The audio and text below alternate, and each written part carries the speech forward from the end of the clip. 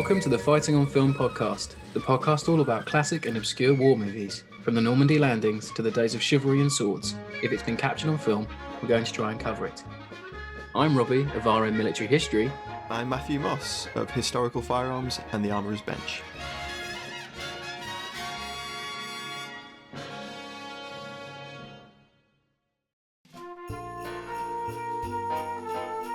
December 2021, a podcasting duo set themselves a mission to watch and review all 4 of the films in the Dirty Dozen franchise. Ladies and gentlemen, this is Dirty Dozen December on Fighting on Film. Hello and welcome back to the final installment of Dirty Dozen December. We've made it, everybody. This is number 4. Hooray! This is Dirty Dozen 4. Franchise Murder on the Orient Express. Or as it was known when it was released, Fatal Mission. I think my title's better. I think it is. I think, Helen Saint-Marché was brilliant. This is quite the film. So yeah, this is number 4. This is Telly's second outing as Major Wright. And we're going back in time, which is a bit strange. So this is pre-D-Day. And This is the only Dirty Dozen film not set in occupied France. It is. But before we get into that, just before we start, we want to say a huge and absolutely monumental thank you to everyone who donated in our crisis fundraiser. We just can't thank you guys enough. We raised over £300, and that money is going to be used in so many good ways for people less fortunate than ourselves over Christmas time. £323 for crisis. We put in a target of £50, hoping that everyone to chip in £2, but the level of generosity is astonishing, and I'm humbled. I really am. I can't believe it. Man for man, the best listeners around. I agree. It's so nice to have a community that is willing to donate like that. Humbling. I was so pleased, and we did the draw on Monday, the 20th. We had 2 winners, Andy and Mary, and this episode is dedicated to everyone who donated, shared on social media. This is for you, basically. It's just our way of saying thank you. So should we dive into Dirty Dozen 4? I think we should. So this one starts in Denmark, 1943, which completely throws off the canon, the timeline of these Dirty Dozen films, which isn't something I thought I'd care about very much. But when you're 4 movies in, you tend to pick up on it. To be honest, I thought we were going to get some backstory. Yeah, that's what I thought it was. I thought it was a flashback. And we did kind of. We got a little bit of backstory. It's a little tiny bit, but it's not. But then it doesn't jump forward. Well, it turns out that Major Wright is originally a ranger, because all those chaps are badged up as rangers. They are. I don't think rangers landed in Denmark at any point in 1943. There's an uber secret rangers operation. Very secret ranger mission. They go there and to meet up with a German naval officer who's on Admiral Conaris's staff, and he's going to give them a secret that's very important. But before he can share this secret, he's gunned down by a patrol. Well, it's 2 lads in a Kubelwagen. Yeah, it is. And they take out this Kubelwagen with a grenade that is nuclear in proportions. But as he's dying, he says to Telly, looks up at Major Wright, Telly Savalas, and he says, 2420 in German. And Telly's like, what? What does that mean? What the hell does that mean? Smash cut to Liverpool. It's not fucking Liverpool, is it? It's Zagreb. It's Zagreb. Why is the Jeep so dirty as well? Anyway, so they're driving through, air quotes, Liverpool. It's an exposition car ride, as I like to call them. They're traveling, getting a bit of backstory. And then they come across a brawl, is apparently important to the plot. And Telly gets out and says, I'm going to arrest these 2 guys because they look handy and they might be useful for a Dirty Dozen mission. Which doesn't make sense because he's just been on a mission with rangers who aren't criminals. So it wasn't a Dirty Dozen mission. No. Why is he thinking in that mindset? Why doesn't he just think he's going to go into his next mission with his rangers?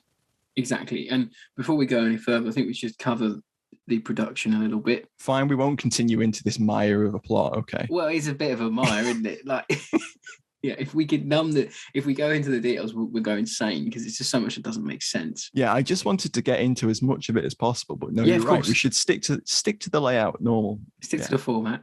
So this one was directed by Lee H. Katzin, who did the previous film, Dirty Dozen Deadly Mission. It's filmed on location again in Yugoslavia, with some shooting in Zagreb. Written by Mark Rogers, who wrote Dirty Dozen Deadly Mission as well. He also goes on to write the TV series of the Dirty Dozen, which came out. Can't wait to cover that next week. No. There's 12 episodes. No. And he also wrote some Kojak, so there's a little connection with Savalas that's there. nice. Okay. Well, he took a nap on this one, didn't he? Exactly, he did, yeah. Same producer as well, Mel Swope, came out on NBC in February of 1988. And Yarden Film were involved again. A lot of the same crew. I think there's a lot of behind the camera crew that have returned. Special effects wise, we've got Martin Gutteridge, who worked on everything from Lawrence of Arabia to Operation Crossbow to Here's a Telemark, The Eagle Has Landed, Hope and Glory. He worked on the previous film, Dirty Dozen 3, Hell in San Michel, and a lot of the Hornblower series as well. So he was very prolific and very good at what he did. Yeah, because that's one thing I think the film does have going for it. Good effects and goodish set pieces. I think the set pieces and the larger scale firefights are a little bit better done.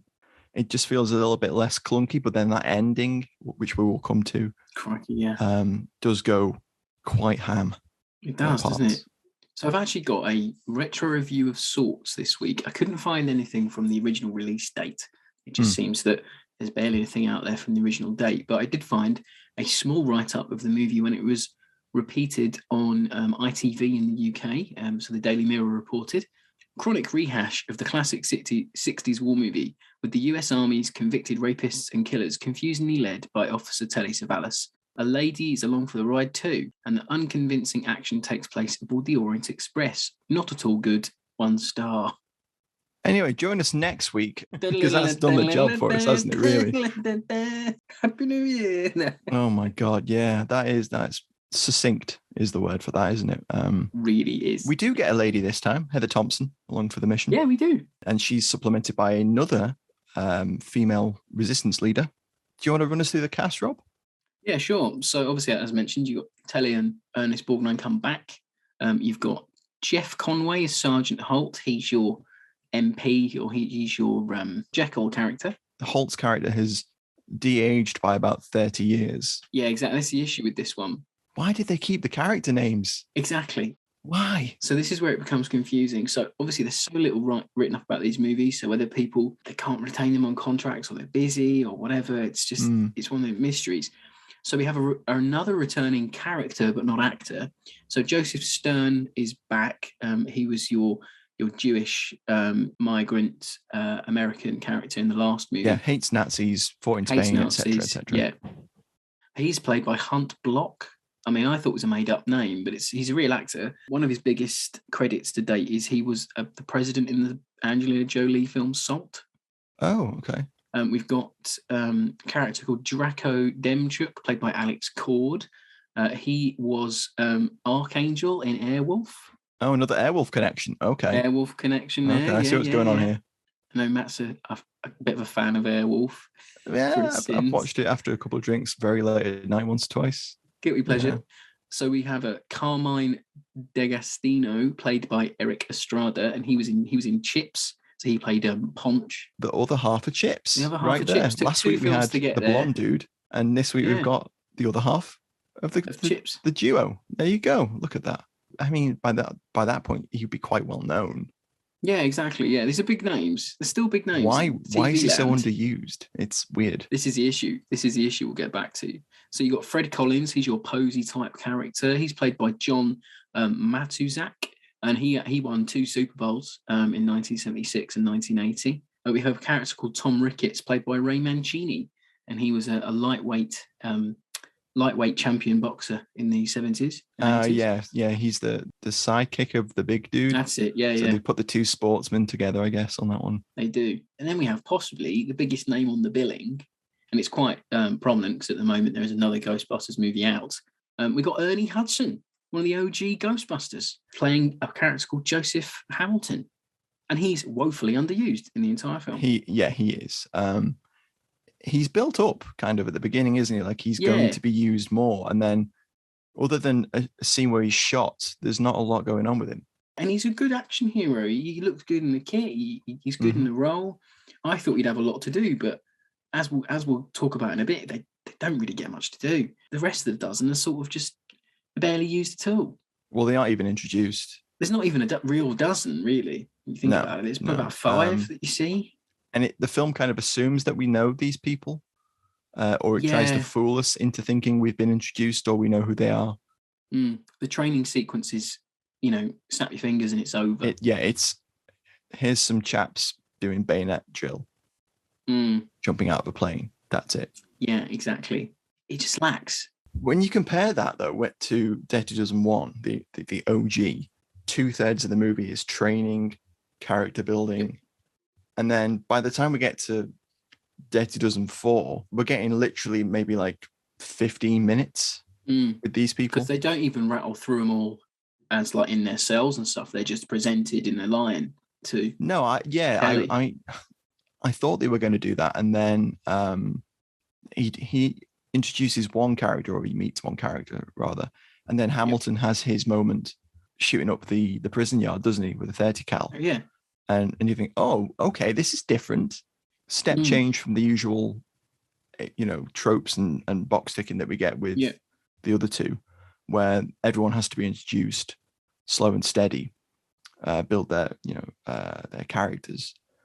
We go straight into this scene with Hamilton, and it's a good introduction. He has a complex story. He was living in Paris before the war. Yep. Escaped with his wife, French wife, to England. Then he decided to go and join the US Army and left his wife in London. And then when he came back, his wife was shacked up with an RAF officer who was racist to him. And then he murdered his wife because she laughed. So it's like a crime of passion. Yes, crime of passion. Don't know what happened to the RAF officer. But that's an interesting backstory. That's it. That's all we get. Exactly. And then you see him again shoot the train up at the end. Yeah. And get shot, and that's it. That's it. Woeful under you. Like, that's what annoys me about the whole movie is somewhere in it there's a decent tale to be told. There's a fun little fiction World War II adventure. Yeah. But it's not this movie. 3 might not have been the most the most engaging, but it was still fun at its core. This one just is a bit flat and bland. I'd agree with that. Yeah. So we should probably get into what the mission is all about in this one, shouldn't we? Really, because that is convoluted in itself. Absolutely. The Nazis in 1943 are planning a contingency operation where they're going to form a Fourth Reich. Outside of Europe, in the Middle East, because that makes sense. And they are going to ship off 12 of the best under 25 Nazis that they've got, experts in their field. And they're going to pop them onto the Orient Express down to Istanbul, where within the next 5, 10, 20, however many years it takes, they're going to reform the Fourth Reich. And this becomes Ernest Borgnine, Major General Warden's key problem right now. Not the fighting in Italy. Yeah. Not preparing for D-Day. We need to stop. Rob, we need to stop these 12 Nazis from getting on a train. All of the resources of the Allied powers in the West is now concentrated on taking on 3 train coaches. And I don't care how much money, men, or time I waste. It's the most important thing going. There's a number of scenes where they're like, no, we can't send in fighter bombers. We can't do that because we can't guarantee we won't get these 12 Germans. And I'm like, does it fucking matter if you get all 12? Exactly. Like if you destroy the train, they're not going to get to Istanbul. If you kill 90% of them, that's mission done. Like one of them isn't going to arrive in Istanbul and go Fourth Reich. And if they're going to the Middle East, surely they're going to be opposed. If you rock up there and go, I'm going to create... Yeah, it's not exactly a hotbed of fascist... leaning, it's such an odd plot. It's like where 2 and 3 were a bit Commando book-esque, kill Hitler, And remember, evil Nazi kill Hitler. deadly nerve kill Hitler, kill, blow up the nerve gas commando warlord comic type stories. This one it's like bad pulp fiction. Yeah, it's like Escape to Athena without the budget. It is, now you say it. It's just complete bollocks. And why in 1943 would Hitler be thinking, you know what we need to do? We need to prepare for like when we lose the war. Yeah. Which is characteristically not something that Hitler probably thought about, a great deal. I need to take 25 of my best men, my best young commanders or whatever, and remove them from the theatre of operations that they'll be best served in, and move them to somewhere where they're going to be even like useless. Well, this is it. Like they're on standby. They're on standby to get to Munich to get on the train to Istanbul, right? It's so weird. Why are they going now? It's 1943, and Ernest Borgnine makes the point where, well, the German army in Stalingrad has had to surrender. Like, that isn't a war-ending moment. They don't know that now. No, they don't know. Like, then, in 1943, they didn't go, oh, shit, we've lost this, lads. It's like everyone's reading Let's get on that train to Istanbul right now. Their DK World War II book. They're like, oh, I know what happens next. They weren't thinking in those terms. No, they weren't. Yeah, anyway. I could forgive it if the plot was interesting. So if they were going to, I don't know, go and blow up the brand new Nazi tank that's going to win the war, and there's only one prototype and you need to blow it up. If it was something like that, or pick 1,000 other more interesting plots for a Dirty Dozen type mission, but they choose such a weird, convoluted Step one to improve this film: set it in 1945, right? Yes, make it canon to the rest of the time to make the timeline. We'll get to how it doesn't even tie in with the other three movies. Yeah, exactly. Step one, set it in 1945. Step two, just write a better film. Because it's such a mess. The thing is, I just couldn't fathom the plot was just not interesting enough for me to just care. No. There's a bit, right, where the Germans go. They're out. We get to see a German briefing. And that was interesting. Yeah, it was. And I quote, "This whole story sounds a little incredible," is one of the things that one of the Nazis says. And he's talking about the dozen attacking them. He's the viewer. Yeah, he really is. So he's one of the German dozen that are going to go on the train to Istanbul. And they're briefed and they're shown a clip of Telly in Italy a year later. From the third film. Set in 1944, though. Because they go, oh, this was a footage of when he was going to kill Mussolini. I was like, but hang on, that hasn't happened yet. That's like in another 5 months. Yeah. So they're showing, it's getting like Man in High Castle like levels of like, wow. Yeah. So they're showing a film of Telly during the introduction of Dirty Dozen 3, where he's in early 1944, I'm assuming, Italy to hunt down Mussolini or some such. And that is their introduction. And they go, this officer is forming a unit of criminals to stop us from saving the Fourth Reich. And one of the German officers goes, the whole story sounds a little incredible. That should have been the tagline of the film, shouldn't it, really? Shouldn't it? Yeah. It should have been. And that's, I think, therein lies the rub. It's the plot is just too fantastical, even for a franchise that hasn't been embedded in inaccuracy, in historical accuracy. Yeah. We're so far removed from the first movie now that everything is showing up. I think everything's showing now. Well, they even do the same speech. He does the same speech where it's like, you foul up, I'll shoot you. You foul up in front of the enemy, they'll shoot you, and all that. They're quoting little bits from the earlier films. Yeah. I mean, at least Telly doesn't turn around to young Sergeant Holt and ask him, what do you think of them? And Sergeant Holt goes, well, I think they'll first chance they get, they'll shoot the Major in the back of the head. Yeah. If they'd done that would have been shoehorned, but they did do the whole get them in a line, give them that speech. Yeah, there's enough in there for it to be a Dirty Dozen film. At least they're not too far removed from what it is at its core, but it's just not cohesive enough. No. So I think we should probably talk Alley Tally for a bit. It's going to be a short one. I think it might. It's time for Alley Tally on Fighting on Film.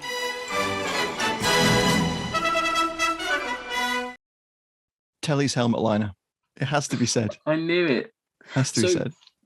I think my only reasoning is, at the time, Telly was quite ill with cancer. Yeah. Or he was getting sadly. ill from the cancer, yeah. And I can only think he's wearing the helmet liner because it's more comfortable.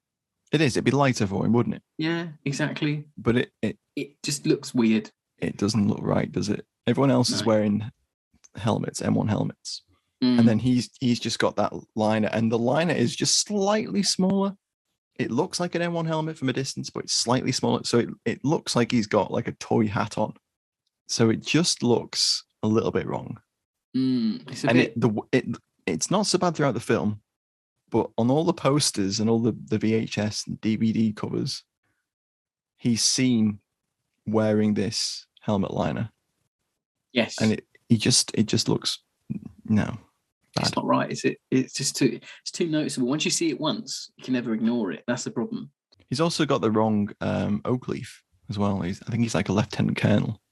Also, interesting little thing I noticed was when they were when one of the dozen was hanging up Telly's clothes in his wardrobe, he has an ETO theatre patch on his tanker jacket. Where's he been? Yeah, but I don't know when did was on the fucking Dieppe raid in 1942? When did the ETO theatre patch become a thing? Because they aren't in Europe yet. It's because he went to Denmark, mate. Yeah, that's it. I mean, to be fair, I'm not an expert on US Army patches and insignia, so that may have been a thing. As soon as they got to Britain, everyone had got an ETO patch. I don't know. I mean, that's Europe. It counts, I guess. I mean, for me this week, you've still got grease guns. They've come back. It's a nice little touch. I think it's important. Telly's got the M1A1 Thompson again, so does Sergeant Holt. Yep, it's a nice little distinction there, I think. The Germans have got MG42s, MP40s, K98Ks. Nothing wrong there. All authentic, but nothing interesting.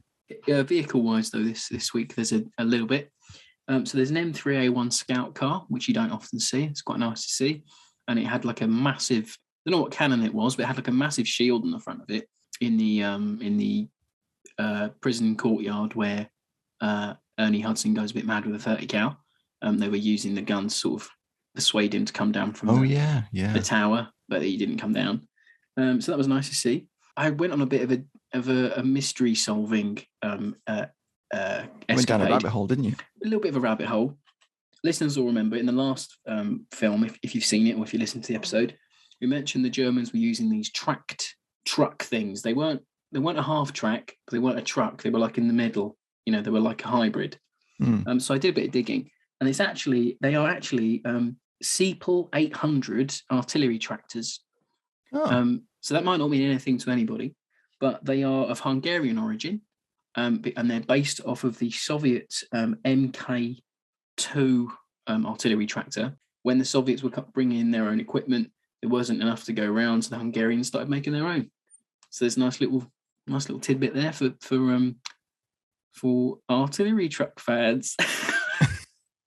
Right. You can't say you don't get everything on this podcast. Exactly, but they're quite imposing, and they're used almost like half tracks, aren't they, in the movie? Yeah, exactly. So they're like the stand-in. There's no tanks or anything like that. No, there's no on vehicles or anything like that. But yes, if you didn't know the difference, then they fit in quite well. Everyone's in M56 webbing. There's M56 yokes going on, but then there's the World War II rifle belts, pouches, but then the belts are M56. Really small little detail. The resistance members look okay though, because it's hard to fuck that up. Civilian clothing and a rifle, it's not hard. But yeah, very little in the way of Ali this week again, which is a shame. There's just not a lot, is there, this week? As I said, it's authentic enough. There's nothing glaring, but there's nothing exciting either. I know. Not even a Beretta 1938 in there, Rob. No, exactly. You know, not even a. Oh, I just wanted a tank. It would have been nice to see something different, especially going up against a train. They could have brought a tank up to, anyway. So yeah, that was the alley tally, the last alley tally of the year, and it's gone out of a damp squib. I know. What a shame. I know. Anyway, perhaps favourite scenes can redeem us. It's A big ask. Hello there, sorry to interrupt. I wanted to let you know that you can now join our supporting cast over on Patreon. As thanks for your support, you'll be able to help us pick films, submit questions for guests, have first pick on brand new and exclusive merch, and much more. Thank you for your support. Now back to the show. So Rob, favourite scene? You bastards, you got in there before me. Oh God. I mean, we're rounding off the quadrilogy. Not many series are lucky enough to get four, you know, Rob. Yeah, exactly. It's a mean feat. Don't get me wrong. Fast and Furious is up to like 33. Yeah, Fast and Furious, yeah. See, I thought it'd be like Fast and Furious where you'd eventually get round to like, you know, Fast Dirty Dozen 5 and it would be really good again. Yeah. You know, kind of how like it goes so far along it becomes okay again. Mm-hmm. But this just didn't do it for me. So I don't really have a favourite scene from this because I found it a bit meandering. It was a bit all over the place. The timeline thing annoyed me from the start. The only bit I did like was where Ernie, well, I say I haven't got a favourite scene, but there's a little bit that I did enjoy, was where Ernie Hudson shares his backstory and shares why he's in the prison. Where he gets to act. Yeah, where he gets to act. The bit where he gets to act, yeah. The bit where he gets to actually do what he's paid to do on screen. And he's got quite a good rapport with Telly and they build him up. And I thought he might become like a sort of, right-hand man figure. And then nothing happens. Yeah. I was just it's a bit of a shame. He looks good giving it with a 30 cal. He does. I just think it's weird. I don't know, I'm not an expert in his career, but surely 1989, you've got Ghostbusters 2. So that's surely rap shooting or he's shooting at the same time or something. So he's a famous name. So for the movie not to use him enough, it just feels like, we've got the name, we've got Ernie Hudson, and that'll look good on the poster, and that's it. Because Telly at this point, really don't know. Yeah, that is a good point. Yeah. I really don't. But he does also have the best scene in the whole film, in which they're approaching the Yugoslavian border, or I think it's they're approaching a border. Yeah. In occupied German territory, Bulgaria or somewhere they're going. Yes, something like that. I think you're right there. And they're pretending to be a funeral procession. Oh yeah. Everyone's carrying candles, crying, and there's this German officer on the gate who is adamant that he's going to be the most evil Nazi border guard ever, and he's just horrible. He climbs up onto this wagon that the coffin's on. He's like, "And what have you got hidden in here?" And they're like, "It's my dead husband, etc." He goes, "Open the coffin," and they all like just stare at him. He goes, "Well, I'll open the coffin then." So he pushes off the lid of the coffin. And who's in there, Rob? It's Hamilton with a grease gun, and he lights this German officer up. Yeah, that is pretty cool. Yeah, it's a good scene. And that opens up one of the better set pieces in this film, I think. They shoot up this border station. Nuclear hand grenades are going off everywhere. It's just a good little set piece, I think. They're the Windtalkers frag grenades, aren't they? They go off. They are, yes. Yeah. They inherited them from this John film. Woo specials. There's another classic Radio Room shoot up. Yes, that's a trope. That's a cliche. That's a Dirty Dozen trope at this point. The Radio Room gets shot up, and then one of the guys tosses in a hand grenade, which absolutely obliterates this Radio Shack. It goes up like a Christmas tree. It goes up like it's been hit by a Tomahawk missile. It's just gone. So obviously Martin Guttridge filled that shack with as much pyrotechnic as he could. Yes, he did. Just getting that bang for his buck. But yeah, that's my favorite scene, and it's probably a little bit telling that again, it's Ernie Hudson, it's Hamilton. Yeah. In that scene, I really like him. He's good. I just wanted more from the whole film.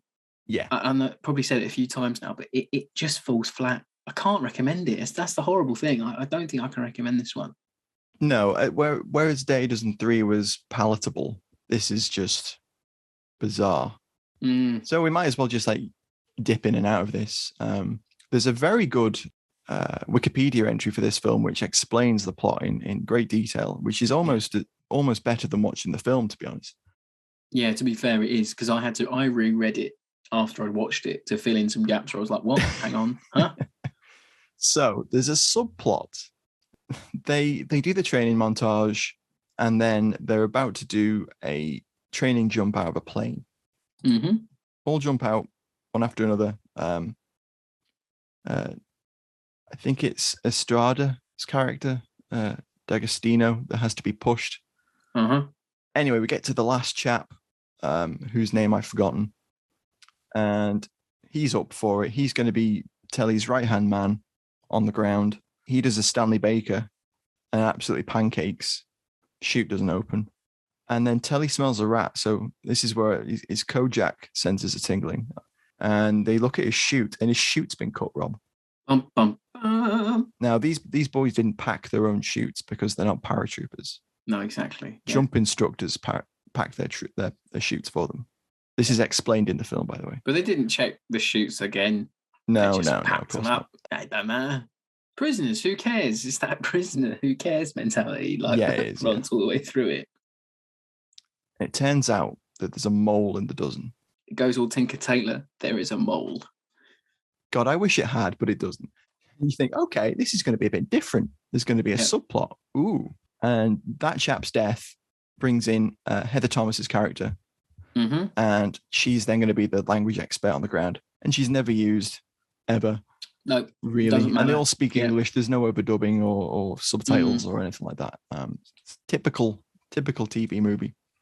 It's not until about 20 minutes from the end that we finally find out, or Telly finally finds out who the mole is, because there's a scene. So another of the classic Dirty Dozen tropes is they bus in some hookers and they let them have a party. It's not a Dirty Dozen film unless there's a truck or an awkward orgy. And full of, ladies of the night. So Telly buses in some hookers for the lads. It's really awkward this time. They're not even in like a building. They're just like outside loitering on a platform. It's really with awkward. A train that's still like steamed up. It's the most drab party you can imagine. And we get the same line that's been said by every one of these like prostitute characters. We go, "You're just like our commandos, then." Oh God, yeah, they do. And then the character that they're talking to, just go, "Shut up and kiss me," because that's how it feels every time. Yeah, that's it, isn't it? Yeah. It's just so played out and boring.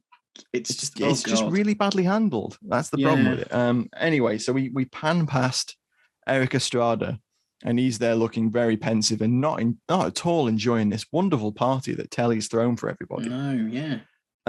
What's the matter, Eric? You've barely touched your prostitutes. Okay. He's gone. Matt's gone. Oh, excuse me. Such a good meme. Anyway. No offense to Eric Estrada at all meant there. Yeah. So he's not enjoying the party. So we all know that he's the mole. It's all heavily implied. Yeah. So we forget about that for a bit. They jump into occupied territory. Telly is having to second guess the mole because he still doesn't know who it is. The way this works is they're on the plane and Telly moves in. This is the first gambit he makes. Yes. And Telly goes into the cockpit and says, "I don't want you to land here. I want you to land there." Gives them another set of coordinates. And they're like, "This is highly irregular, sir. I'm going to have to report this when I get back to the airfield." "Oh, no." And Telly's just like, they're all very close. I don't give a shit. Just fucking like fly us to this point. They jump out, and it is an ambush. The poor resistance lady, her brother's killed in this ambush.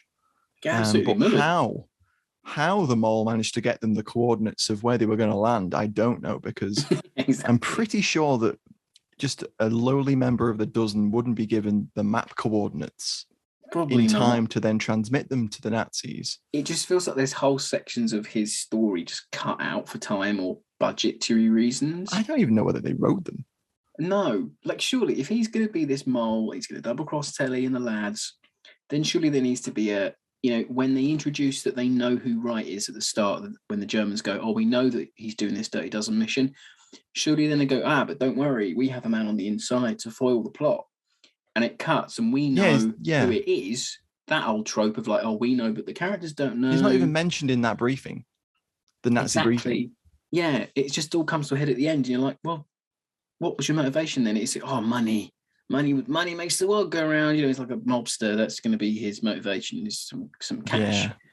But I'm like, But that really? whole subplot then ruins like a third of the movie because they're having to 'cause move they're running around. round. Yeah. And he's leading them somewhere. He's telling them they're going one place and then they go another. So it leaves you, the viewer, going like, where the hell are they going? What is going on here? It's like the second, it's like Dirty Dozen 2, where they pad it, where they're like, oh, we're not where we need to be. We need to be somewhere else. And you just get a pad, like these 3 or 4 scenes where it just clearly trying to get you to. No, yeah, exactly. And the film, that's where the film lost me. During that traveling, nothing happens. Yeah, that is where the film lost me. And I was just like, okay. She's like, okay, so where are you meeting this train? How do you know that the Germans are on the train? So yeah, that subplot finally reaches a head, where they board the train, they knock out the German guards, and there's a standoff with the German dozen, and somehow further on there's a Bulgarian squad of infantry that pushes a tanker full of fuel in front of the line. They stop. Telly gets out to examine it. Estrada gets off as well, and he's going to kill Telly, but with a hand grenade. He puts like a hand grenade on the tanker, but Telly's already got him covered with a 45 in a very Kojak moment. And he confronts him and shoots him, and that's it. That's the mole. And when I say when you say he shoots him, he shoots him. He unloads a whole mag into this bloke. It's really gratuitous. Yeah. And then he does. He explains, he did it for the money. And then there's a weird bit where Telly gets them to push the tanker out the way, and then he changes his mind and gets them to pull it back again. And then they attach it to the train, and then they're trying to make off towards the Aegean to pick up a British submarine, I think they mentioned. Yeah, there's a submarine that knows what they're doing, but they never contact it. No. Okay. Yeah, because Ernest Borgnine's having kittens back at HQ because he hasn't heard. He's going mad, isn't he? Hasn't heard from Major Wright and the boys. Yeah. And he's trying to work out whether he's going to scramble an RAF squadron from Alexandria, which is a heck of a flight, actually. Why not Malta? Is it, isn't it? Yeah. That can take out the train before it reaches. Some typhoons could have done this in 2 seconds. Turkey, because if they open fire on Turkish soil, then that sparks an international incident that Ernest Borgnine does not want to get into. He's got enough on his plate right now. It's very anticlimactic, isn't it? They clear the train, no problem. A couple of them get killed, but you don't know who they are anyway, so it's okay. No, this is the problem. Like, no one has set up enough for me to care. The only bit where you go, oh no, is when Hamilton, Ernie Hudson's character, gets shot in the arm. Don't kill him. The only one I'm invested in. Oh no, the only one we've been introduced to has been shot. Then the German Uber doesn't just sort of capitulate. Telly arrives and goes, hand over your weapons, and they go, okay, here you go, Kojak, here's our weapons. And they start dropping Lugers through a hole in a door. My God, I know Kojak. It's like, what the? Yeah. You're expecting this climax of the film to be like German dozen versus American dozen, and it's going to be a big dozen off. And there's going to be, because they make a point of it being 12 German, experts and the best of the best. It would have been way better if it was like 12 of the worst German convicts. There's a dozen different films. You like what I did that? There's a dozen different films you could have done other than this one. So yeah, they surrender, and then they kind of become Major Wright's hostages, and they head in towards this submarine, and the super evil German SS general Kurt Richter, who is going to be the next Führer of the Reich, is chasing them, and he decides to put like a block across the line, the railway line, doesn't he? And he puts a load of Opel Blitzers or whatever they are across the tracks, and lines up a lot of mortars and machine guns. And then he gives it the whole, don't shoot the car because it's full of German officers, only on my command. It's full of our assets. It's full of our best men. And then as soon as the train's within range, he's like, hit it with the mortars, open fire. Just Hit absolutely it with paste everything this we've train. got. Yeah. And he's standing there shooting in the middle. Like, Oh with an God, no! MP40. Yeah, that bit is so cringe. Oh There's a my bit where he pulls God. his Walther P38, and have you ever seen one of those swashbuckling films where they put their hand up behind their back when they're fencing? Yeah. He's there with his hand up in the air, and he's shooting at the train with his pistol.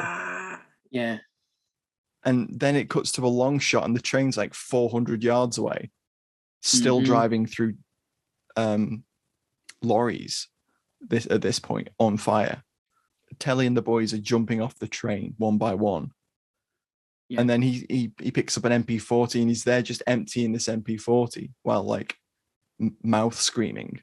You don't hear anything. It's just but he's bad. like, it's like the end of Bataan, but not very good. Yes, it is. It's and at that point he would just be firing at the trucks that the train is pushing towards him. It's just weird. Not the train. And then we get this almighty explosion, which does look really good. But yeah, Guthridge is like, fire in the hole. Yeah. Most of Yugoslavia goes up. I felt that one in Zagreb when that went up. And then the credits roll. It's got to be the worst of that niche subgenre of war movie where it's trains. So you've got like Northwest Frontier, Inglourious Von Ryan's Bastards, Express. the original. Yeah, exactly. Dark of the Sun. Fucking hell, that's a train. Yeah, Train there's a rich vein of war train movies, and this is probably the worst of them. So, fair listener, if you didn't quite tell, we didn't enjoy this one very much. And there's a weighty moment at the end with the lady partisan leader. Oh yes, she's going to go and join Tito's partisans. Yelena Voskovic, who's played by Natalia Nugaluch, umming and ahhing about whether she should go and join the partisans or come with Major Wright and the boys. And eventually she just decides, no, I'll go and join the partisans. And because she's good, actually, she's quite a competent actress. And if she'd been given a little bit more, then I imagine her character would have been a little bit better rounded. They just don't do enough with anyone. No, they don't. That's the problem. And it's supposed to be a weighty moment, as I said, and it isn't. And then we get a final shot of the train car on fire with the number 420 next to a fire that's raging. 420 blaze it, if you will. It's a letdown. The whole 420 thing, by the way, everybody, 2420 was apparently a reference to the carriage in which the armistice after World War I was signed. And apparently the car that they were going to start the Fourth Reich in was going to be a car from the same train, but the next one along, 2420, not 2419, as the one that was used for all the armistices and surrenders, which is a nice little thing. Someone in the writer's room was thinking, oh, you know what? I've got an idea. I read this the other day. That's cool. I'm going to put this in. Doesn't make any sense, though. Like nothing in this movie does, really. So, I think we've done final thoughts, really. And you can sort of tell what we think. Yeah, I have no more thoughts on this.